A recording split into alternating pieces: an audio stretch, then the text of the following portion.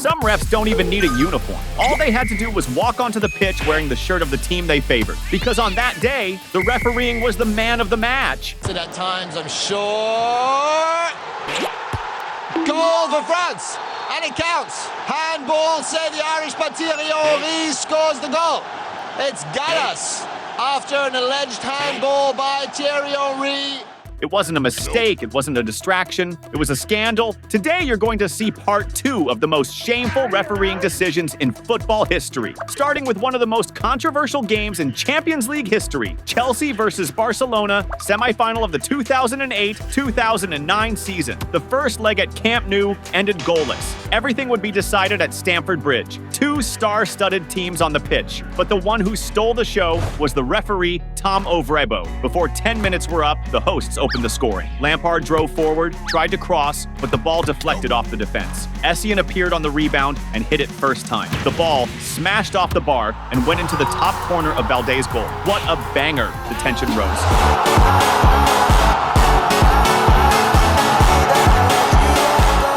Still in the first half, Drogba got into the box and was pulled back by the fullback Abidal. Clear fall, Stonewall penalty. The ref ignored it, didn't even signal. Replays showed a clear pull. Absolute scandal. In the second half, Chelsea remained dominant. At the 53-minute mark, Drogba received the ball from Anelka, dribbled past Piqué, and shot straight at Valdés. The rebound fell to Malota. The midfielder unleashed a dangerous shot, but the ball went out for a goal kick. With Barca's rough play, Abidal was finally sent off at 65 minutes, the only one to see red. Around 80 minutes, the ref helped the Catalan team again. Anelka received the ball at the edge of the box, and just when it looked like he was going to pass Peak, the ball hit the defender's hand. It looked like a clear pen. Unnatural hand movement, but it became another clear penalty not given. Nothing. Silence from the ref. Chelsea protested, and the drama continued into stoppage time. And right at the very end of the game, Barcelona got the goal that sent them through. Iniesta received it from Messi and hit it with the outside of his boot, first time from outside the box. The ball flew into the top corner. An insane worldie. La pelota para Leo Messi. Vamos Leo. La juega en corto. El disparo de Andrés. ¡Golazo de Andrés Iniesta! But the scandal didn't stop. In the final minutes, another corner for Chelsea. Ballack took the shot. The ball hit Eto'o's arm right in front of the ref. Penalty ignored again. Yes, once again, a penalty ignored. Ballack went crazy. Another absurd call. Que la toca de cabeza, el rechace. Balón que le cae en las manos a Samuel Eto'o y el árbitro es muy valiente. Es imposible pitar mano ahí, va a la velocidad de luz. Michael, es verdad, no es penalti, no lo es en absoluto. Barcelona advanced to the final and won the title, but this game, it will always be remembered, not just for Iniesta's late goal, but for the scandal and injustice that marked the history of the Champions League. The next match was in the round of 16 of the World Cup 2002, South Korea versus Italy. The hosts against a 3-time world champion, and nobody expected this match to become one of the most controversial in World Cup history. Referee Byron Moreno was selected for the game, a choice that would prove disastrous. The game started with controversy straight away. Striker Seol Ki-hyun went down in the box after minimal contact with defender Christian Panucci. Penalty for the South Koreans. Striker An took the kick. Buffon flew into the corner to save it. The score remained 0-0. Around 18 minutes, the first goal of the match. Corner taken by Totti. Christian Vieri rose higher than the Korean defense.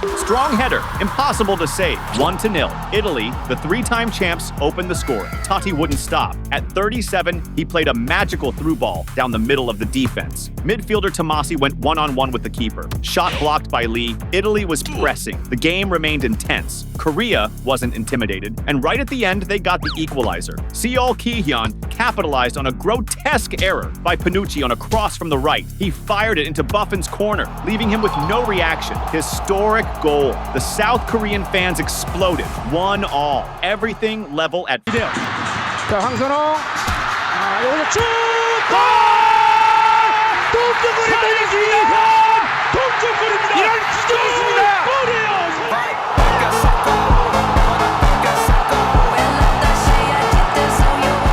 full time. Then came extra time, and that's where the chaos began. 102 minutes. Defender Song Chong-guk took down Totti inside the box. Penalty not given. A very controversial play. And to top it off, the ref gave Totti a second yellow, sending the Italian off. Italy was now playing with one man down. 토티.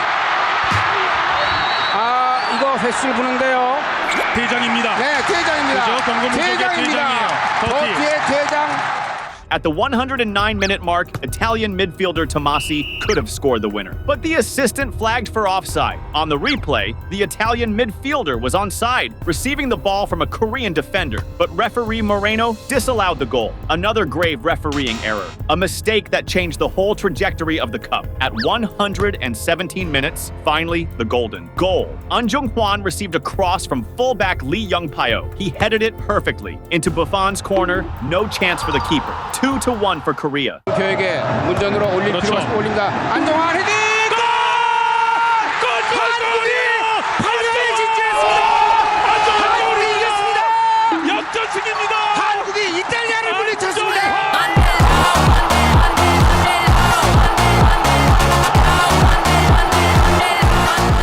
A historic victory full of drama. Referee Byron Moreno was at the center of the criticism. Serious errors, decisions that changed the destiny of the game. Korea advanced. Italy crashed out. One of the biggest controversies in World Cup history. In the next round, Korea faced Spain. The South Korean fans were going crazy. The hosts were pushing the team forward. Spain came in with experience. Casillas, Morientes, Hierro, ballers who carried the fury. But referee Gamal Al Gandour entered the pitch with them. Controversy, serious errors. Favoring the hosts? The suspicion was in the air. The game started scrappy. Only at 26 minutes did Spain create danger. Free kick on the left. Ball whipped into the box. Striker Morientes went up to head it. Lee jumped off balance and almost saw the ball go in. Korea was parking the bus. Marking tight. The first half ended goalless. The second half started with excitement. In the 50th minute, midfielder De Pedro took a free kick into the box. Midfielder Baraja went up and headed it into the back of the net, but it was disallowed. The ref saw a non-existent foul on the Korean defender,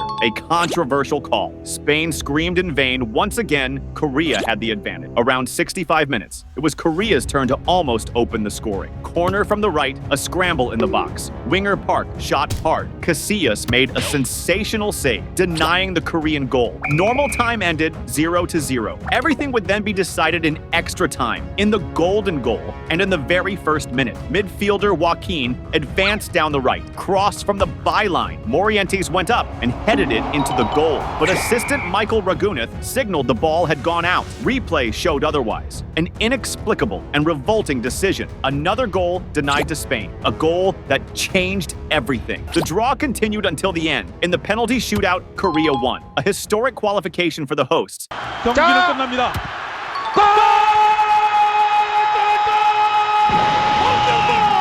한국이 4강에 진출했습니다. 4강 한국 축구 월드컵에 4강 고지에 올라간. But Gamal Al Gandour's refereeing will be remembered as one of the worst in World Cup history. A game of tension, injustice, and controversy. An episode that marked the 2002 World Cup forever. The next game was in the European playoffs for the 2010 World Cup. France versus Ireland. The first match ended 1-0 for the French. A tight lead. Everything would be decided at the Stade de France. Ireland started better, and at 32 minutes, striker Robbie Keane received a cross from the left, hit it first time. Quick touch. Goal for Ireland. Draw on aggregate, 1-1. The French stadium went silent. France pressed, but without creating much danger. Time was passing, nervousness growing. In the first minute of the second half, ball floated into the France box. Fullback John O'Shea received it alone and almost doubled the lead. Shot it over. Wasted chance. Unbelievable. Around 60 minutes, another chance. Striker Damien Duff was one-on-one with Loris. Clear chance, but the Irishman shot straight at the French keeper. Ireland held on. Every save was an act of heroism. Regular time ended, aggregate tied,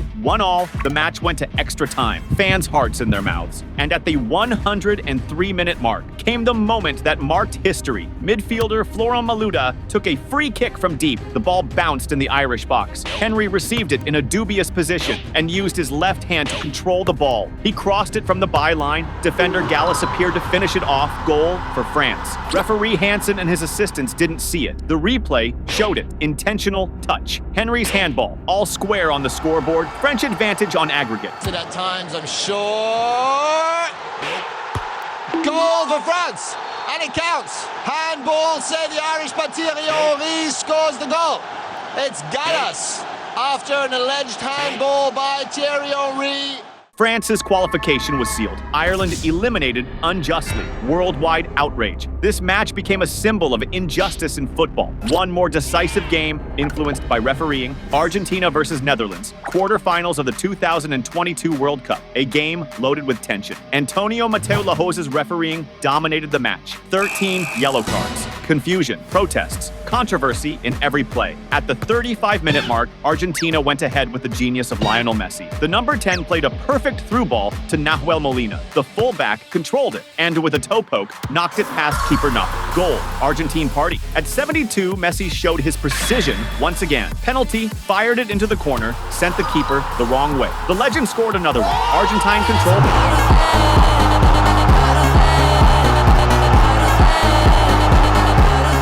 But the Netherlands looked to react. Weghorst entered the scene. The Dutch striker rose higher than the defense. Perfect header. The deficit was reduced, the tension increased, and in the 88th minute, almost at the final whistle, a play that would change everything. Leandro Paredes committed a hard foul on Nathan Ake. Yellow. Right after, he booted the ball towards the Dutch bench. Clear sending off offense, but the ref did nothing. General brawl in the match. Everything spun out of control. Abajo, Paredes.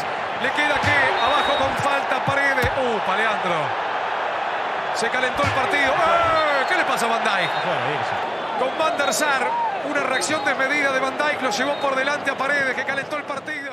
At the end, Weghorst appeared again. Training ground, free kick routine. Finished it into the corner to equalize. Despite the refereeing, the Netherlands managed to make it all square in the 90 minutes. But in extra time, legs were gone. Neither team managed to score. The decision would have to come from penalties. Messi scored his, and Martinez shined. Argentina won. Match point estamos, vamos Lautaro, no la dejes pasar. Lautaro!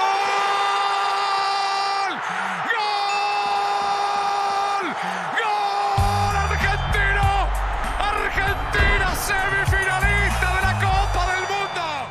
But the doubt remains. If the Netherlands had played with one man more, extra time could have been a different story. The final result doesn't erase the feeling of injustice. A duel that was intense, controversial, and unforgettable. And if you watched up to here like the video, also subscribe to the channel to watch the other part of this series we are making. My name is Christian Castro, and I'll see you in the next video.